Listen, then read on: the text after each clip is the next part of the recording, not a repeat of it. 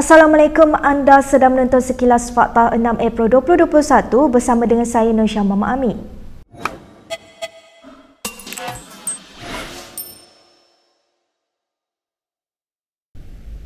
Seorang ahli Majlis Tertinggi UMNO memberi peringatan kepada MIC dan MCA agar tidak gopoh mencari tempat baru untuk bergantung. Ini ketika hubungan di antara UMNO dan dua parti itu dalam Barisan Nasional yang kelihatan tidak menentu. Ahmad Puak Zarkashi hari ini mengingatkan kedua-dua parti komponen BN itu bagaimana UMNO dilayan sebagai adik tiri oleh bersatu dalam kerajaan. Kenyataan itu dibuat selepas MIC dan MCA menyatakan kecenderungan untuk meneruskan kerjasama dengan Bersatu dan Perikatan Nasional. 3 April lalu, Presiden MIC S. Vigneswaran mengumumkan akan terus menyokong kerajaan PN yang dipimpin Perdana Menteri Muhyiddin Yassin. Dalam pada itu, Puak turut menafikan UMNO mengamalkan konsep abang besar dalam Barisan Nasional dan menyifatkannya sebagai fitnah. Bekas Perdana Menteri Najib Abdul Razak telah menerima notis kebangkrapan oleh Lembaga Hasil Dalam Negeri semalam. Perkara itu disahkan oleh sumber yang rapat dengan bekas Perdana Menteri itu. Notis itu berkaitan dengan tunggakan cukai sebanyak 1.7 bilion ringgit yang dituntut agensi itu daripada Najib. Malaysia kini difahamkan pegawai LHDN telah pergi ke rumah Najib semalam dan menyampaikan notis itu kepadanya secara peribadi. Julai tahun lalu, Mahkamah Tinggi memutuskan Najib perlu membayar tunggakan cukai pendapatan tambahan berjumlah 1.7 bilion ringgit kepada kerajaan Malaysia. Sementara itu, Najib hari ini meluahkan rasa lega susulan dakwaan skandal yang mengaitkannya dengan seorang artis akhirnya terjawab. Tanpa menyebut nama artis berkenaan, Najib memaknai artikel jawapan penyanyi Ziana Zain yang menjawab gosip mengaitkannya dengan seorang VIP ternama. Hantaran itu disertakan pautan artikel yang melaporkan Ziana menjawab dakwaan mempunyai hubungan sulit itu. Menurut laporan Esro Awani, Ziana menjawab tumahan berkenaan selepas lebih 20 tahun gosip terpapik pelekar. Dalam pada itu, Najib turut membidas laman pro pembangkang yang menuduhnya pernah ditangkap kawat dengan Ziana.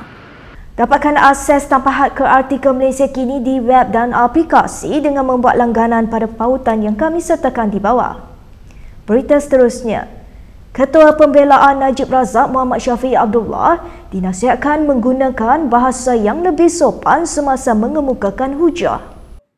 Nasihat itu diberi selepas Syafi'i menggunakan beberapa ungkapan untuk menggambarkan sabitan Hakim Mahkamah Tinggi Muhammad Nazlan Muhammad Ghazali ke atas Najib dalam kes SRC International. Syafi'i menyatakan ungkapan itu semasa mengemukakan hujahnya dalam permohonan mereka untuk mengetepikan sabitan Muhammad Nazlan ke atas Najib. Dalam satu video yang dimuat naik di Facebook Najib semalam, Syafi'i turut menggambarkan Muhammad Nazlan sebagai hakim yang tidak berpengalaman.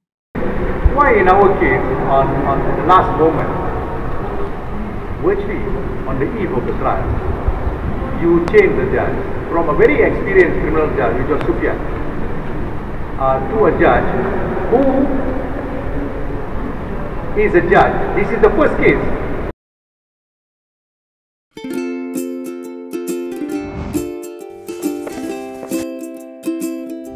Shellfish, red meat, and beer. If you love indulging in these foods, you may end up with high uric acid level in your blood.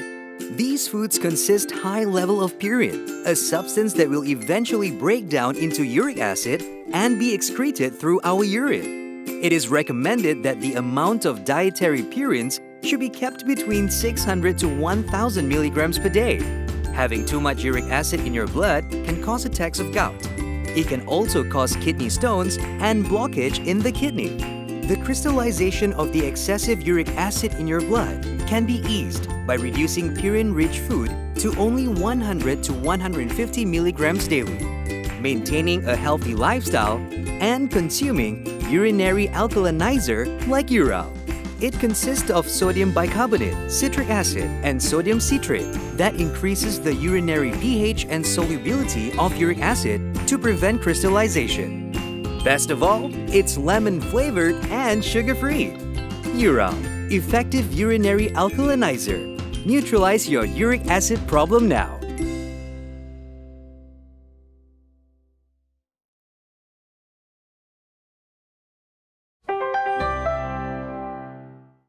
Sudah tiba masa Malaysia menerapkan sistem pilihan raya pecat atau recall election untuk mengatasi masalah lompat parti. Pandangan itu disepakati oleh ahli panel di webinar pagi ini, antara lain disertai oleh ahli politik dari UMNO dan DAP. Penganalisis politik Wong Chin Huat menjelaskan pilihan raya pecat adalah sistem yang membolehkan pengundi memecat wakil rakyat mereka sebelum tamat penggal perkhidmatan. Perkara itu turut diterima baik oleh Ketua Penerangan UMNO Sharil Hamdan dan Anggota Majlis Tertinggi UMNO Abdul Rahman Dahlan. But I think we need to bring it further down the road. I think we need to convince the rakyat. There must be some kind of movement, bipartisan, including with DAP and whatnot, PKR and all that, and then try to convince the rakyat. Sementara itu, panelis Thomas Fan memberitahu Bersih 2.0 akan mengadakan pilihan raya pecat percubaan dalam talian untuk memberi gambaran umum kepada masyarakat mengenai sistem itu. Kita ke berita seterusnya. Seorang lagi pemimpin akar umbi UMNO menuntut Presiden Parti Ahmad Zahid Hamidi melepaskan jawatan demi memastikan kelangsungan parti itu. Ini di tengah gesaan beberapa pemimpin UMNO supaya parti itu mengadakan pemilihan sebelum PRU 15. Ketua UMNO Simpang Renggam Zakaria Dullah berkata, kepimpinan sedia ada dilihat memiliki liability kepada kelangsungan UMNO bagi menghadapi PRU ke-15. Memetik laporan Sinar Harian, Zakaria berkata Zahid perlu berkorban demi memastikan parti itu terus relevan dalam landscape politik negara. Minggu lalu, Ketua Pemuda UMNO Pontian Muhammad Helmi Buang menggesa Zahid mengundurkan diri jika mahu menteri-menteri UMNO melepaskan jawatan dari Kabinet. Gesaan itu turut disokong penasihat UMNO Selangor Muhammad Taib yang mengatakan pemimpin yang didakwa di mahkamah perlu melepaskan jawatan. Dalam perkembangan lain, kebanyakan kes jangkitan COVID-19 dalam kluster sektor pendidikan adalah melibatkan guru-guru. Perkara itu dinyatakan oleh Menteri Kesihatan Dr. Adham Baba selepas 20 kluster sektor pendidikan dikenal pasti sejak 20 Mac lalu.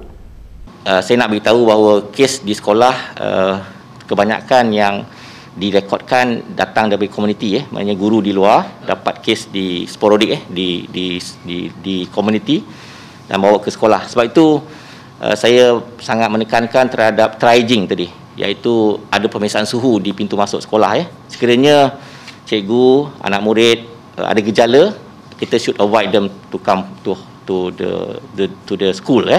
Dalam pada itu, sekumpulan ahli Parlimen Pembangkang menggesa kerajaan supaya menyegerakan suntikan vaksin kepada guru. Dalam kenyataan bersama, 9 ahli Parlimen itu berkata penangguhan pemberian vaksin kepada guru akan mendedahkan banyak pihak kepada risiko jangkitan wabak berbahaya itu. Baik, berikut beberapa lagi ringkasan berita untuk hari ini.